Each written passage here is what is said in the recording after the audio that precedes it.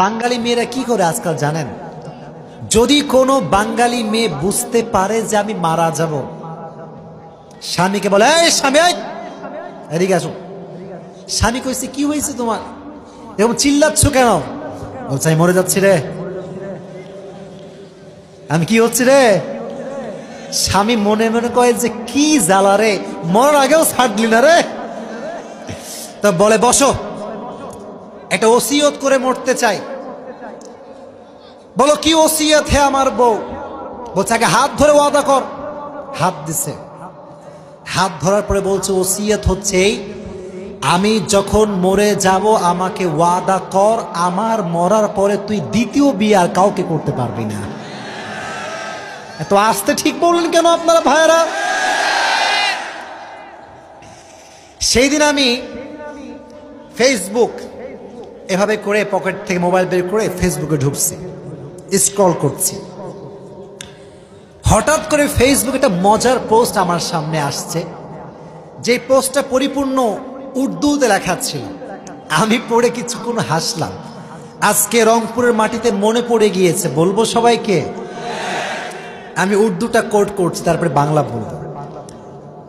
আমি দেখলাম ওখানে লেখা আছে, আমার কথা কি বোঝা যায়? আগে একটা মন খুলে তাকবীর দেন, লিল্লাহি তাকবীর। ওখানে লেখা আছে, एक बीवी ने अपने हस्बैंड से पूछा कि मेरी जान तुम मुझे सच में ही प्यार करते हो?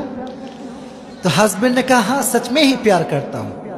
फिर बीवी ने पूछा, सच में ही प्यार करते हो? फिर कहा, हाँ यार सच में ही करता हूं। फिर उसने पूछा कि अगर मैं अब मर जाऊं तो तुम्हारा क्या होगा?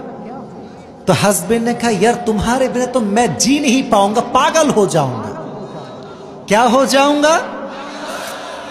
फिर बीवी ने असली सवाल किया कि मुझे पहले ये बोलो कि अगर मैं मर जाऊं तो मेरी मरने के बाद तुम दूसरी शादी तो नहीं करोगे ना?